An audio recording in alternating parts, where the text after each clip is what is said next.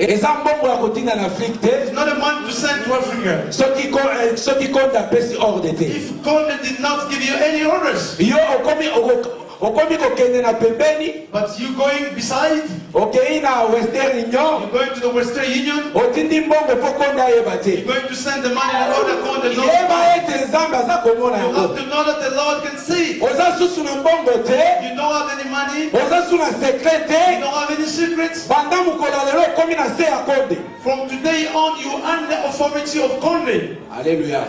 Amen. Alléluia. Amen. Likambo mbongo nde epanzaka mabale ebele ya. Oh, money separates. Yango eza bato baza kobengana bato na bandako mpona makambo ka That's why the yango. people are sucking their husbands because of money. Amen. Amen. Me nakoyebi biso te likambo ya mbongo ezali ya yo te ezali ya I papa. would like to tell you that the money does not belong to you, wife, but belongs to the husband. Okozwa mbongo na yo tozwa bamillion. Even you take your millions, Me mbongo na kopesa yango nde epai na nani? Na you papa. have to give it to the father. Oyoki bapapa olie baloba amen. Soki ezalaki bamama balinga baloba amen. You see the father, they can respond amen, but if it was the sister, they can respond. Amen. Amen. Bon, mbongo nyonso eza nango ya bamama. All the money is about Oyoki mbongo ezali na gérance ya mobali. the money, the manager of the money is the husband. Avant osala likambo na yo nyonso Gisèle il faut tout na konde. Before you can do anything, you have to ask Conde. Balobi ete nzoto na yo eza ya konde. Your body is for Conde. Nzoto ya konde ezali ya Gisèle. The body of Conde is for Giselle.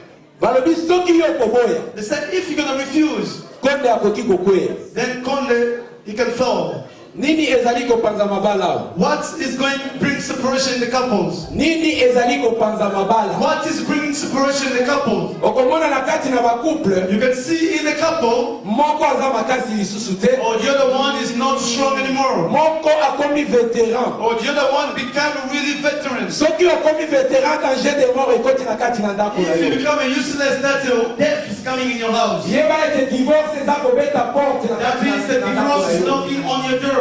Alléluia. Amen. Nalobi awa tozali na mateya ya bolingo. I'm saying that here we're preaching about love. Mwasi ebongi asepelisa mobali na ye. A woman must bring happiness to please the husband. Mobali nyonso ntango alingaka mwasi na ye. Or all the husband when they love their wives. Mokolo ya liboso. On the first day. Amen. Amen. Omoni mwasi aza koleka na nzela eske okoyeba ke mwasi ayebi kolamba? When you see a woman going there, troubling there on the street, can you know that if you know how to cook? Balulaka mwasi alobi mwasi oyo antuka na aza mwasi na ngai. Or then you can fall in love and say, this woman, she must be my wife. Yo pe papa na nzela na natunga. You also the father. Koyaka te ote kayu elembisi ngai okoma na libala. Then I'm tired about the work. You're going to bring the separation. Il faut ota yango na mutu na yo. You have to put it over here. Ete oza na bakayu mibale. Because you have two jobs. Oza na kayu ya moi. You have the job in the Oza na kayu ya morning. mutu. Then you have the job at night. Alléluia. Amen. Alléluia. Amen. Wana nde ovandisi libala na yo. Then you're going to put everything in order. Soki tolobeli yango te bato bakobima libanda. If we don't talk about it, the people will go outside. Secret na yo. This is your secret. Secret na yo. This is your secret. Okoki kolamba na yo supu mai eza ebele boye. Or you can cook all the shawisho. Amen. Amen. Amen. Amen. Est-ce que tous comprennent? Do we understand? Amen. Amen. Alors tosengi na bino So we'd like to ask you, ke lokola oponi nzela ya libala because you are choosing the way of marriage, ebongi oza motema monene. you must be with big heart patience. Motema na yo ebongi eza monene. You must have a lot of patience. Motema ya papa. Or the heart of the father. Motema ya papa eza motema ya kolimbisa. Father's heart of forgiveness. Epi na libala oyo. Then in this couple, Soki bokotika nzambe. if you're going to let the Lord, Satan akokota na kati. the Lord will be inside. Amen. Amen. Amen.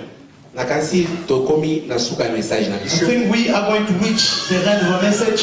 Tolingi toleka na benediction na biso. Now we're going to the stage of our blessings. Avant naleka na benediction, Before I can go over there, nazali kosenga responsable ya Il y a Maman Gisèle Atelem. I would like to ask the family member in charge of our sister Giselle.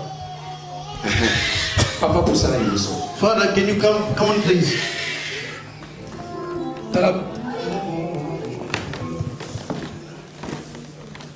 Nakoki kopambola libala te. I cannot bless this marriage. Ata na solola kina bato mosusu. Even they have a conversation with other people. Na solola kina papa Makanda.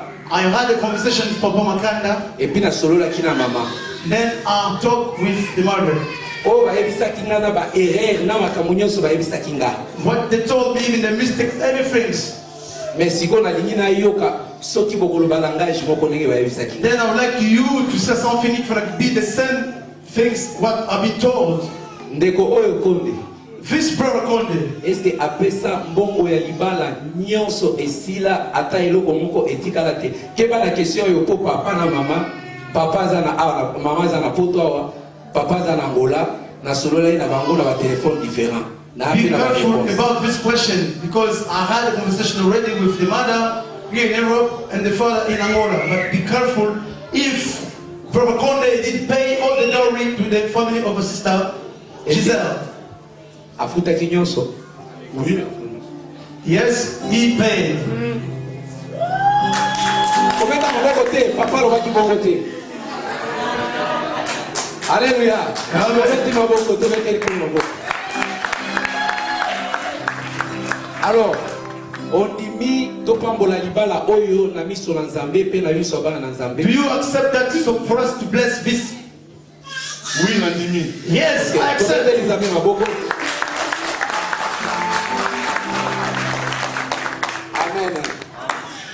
Tosengi famille ya bien-aimé na miso Konde à côté.